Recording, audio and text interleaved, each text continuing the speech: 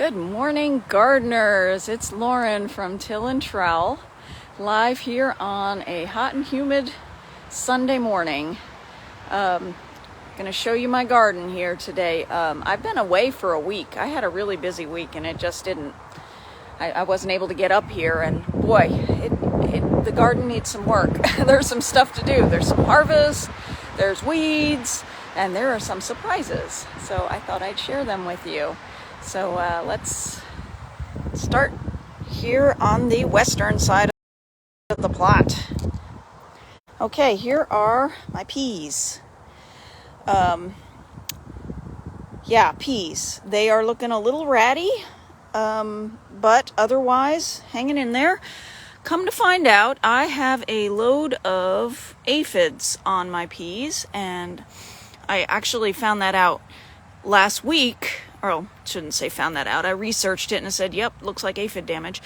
And totally forgot to bring my soap spray to eliminate them or to fight them. I mean, check this out. I don't know if you can see it. That darn thing's covered with aphids. Just little stinkers. You know, I should have had some inkling when I kept finding ladybugs on my peas, because ladybugs like to eat aphids. But I don't have enough ladybugs. So that's that. Oh, look, here's a couple more. Come on, keep working, girls. Of course, I'm sure there are males in there too, but you know. But peas, I'm going to have some ready to harvest. Here's one that's ready to go. Look at that, baby. Wait, there you are. Nice and fat. So I'm excited. I get to pick some peas, and hopefully we'll have enough peas for a nice meal tonight. Okay, spinach, bad news. It all keeled over. All right, I need to study spinach a little bit more closely. I've never had this problem in the past. So that's that. Carrots, I already watered the plot a little bit, so that's why they're all kind of flopping down. The carrots are getting there. They should be ready to harvest next few weeks. So cool. So this is the more mature side. This is the less mature side. Lettuce. Coming along nicely. I'm really glad I put these chicken wire cloches over them, because as you can see, they aren't getting eaten anymore. We get little critters that can get in here and eat our lettuce. Mainly squirrels, I think. So, just a reminder, or if you are new to our little video Facebook Live here, this is Crispino, that's the green one. Lolla Rosa, that's the red one. And over here is my favorite, Buttercrunch. It's a nice, tender, flavorful lettuce. Well, I shouldn't say flavorful. It's good. I like the flavor. Okay, green onions. That's the little onions here. And poor germination, but the ones that did germinate are coming along nicely. Probably in a few weeks, have some of those. Onions. Okay, onions is my learning crop this year, and woohoo, they are looking terrific. You could probably see down there. There are, well, especially on the edge here, there are bulbs starting to form. Well, I shouldn't say starting to form. They have formed, and now they're getting fat and delicious. Wait for it. Yeah, there you can see it. Let's go on the other side too, because the other side is my one row of red onions. Look at that. Awesome. Onions. Who knew you could grow onions? Well, what else would they do, silly? Okay, tomatoes. Last week, I came and put these stakes in. That's how I usually grow them, with the tomato cages and stakes. And I keep like a main stem growing up the stake. When I get to the top of the stake, which is probably a little, like 5.5 feet tall, I'll trim them, just because there's so much. So tomatoes are going like gangbusters. These, you can see where, here, this is, I tie it with hosiery material, and this is where the top was last week, and I've probably got another 12-13 inches has grown since last Sunday. How about that? That is remarkable. So I got to tie those up to keep it growing straight. So this one, this one's going quite well. It isn't quite as vigorous. And this one had a surprise for me. Look at that. I mean, that is a serious tomato already.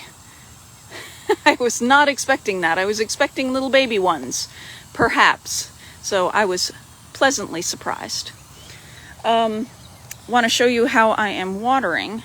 So what I do, this is, you know, the watering wand for the community garden. I put it on a trickle, as you can, I think you can see that. Yeah, you can. And I'll put a timer on my smartwatch for like 5 minutes and then let it go so it gets a nice deep water. Then at 5 minutes, I will move it to another plant, restart the timer, and as I'm working, that's how I go through all the plants.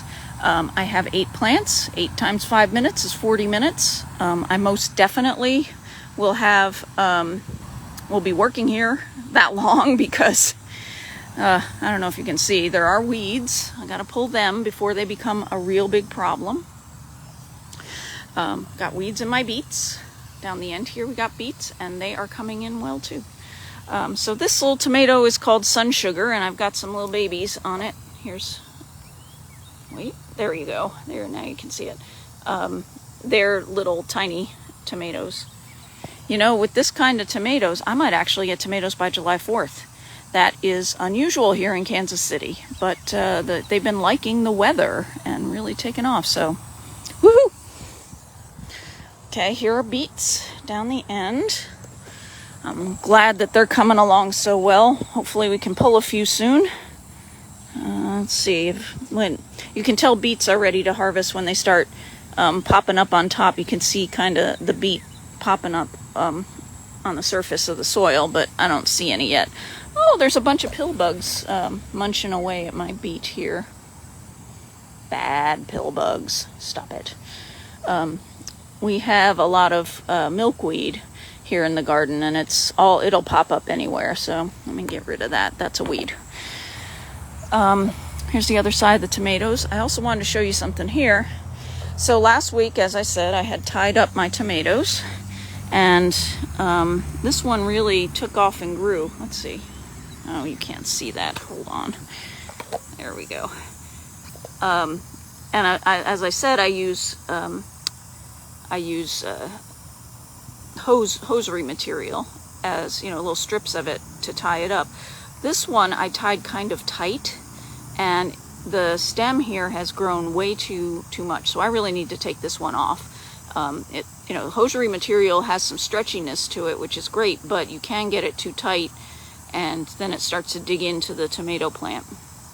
I definitely don't want that to happen, so I will snip that and put a new one on. Let me move my water real quick. There we go. So it's still on a trickle, and now it is down by this tomato plant. This is the Parks Whopper. Back to the Amish pastes. Over here, they're all doing well. I don't have another tomato as large as that one I showed you. That one's pretty remarkable.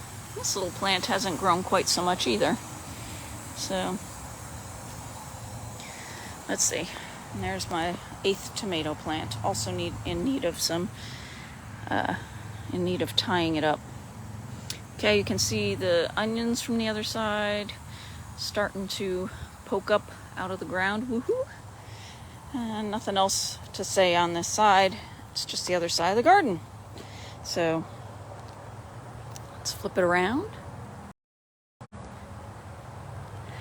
Well, I hope you've enjoyed my little tour of the garden today. This is a really great time of year to be gardening.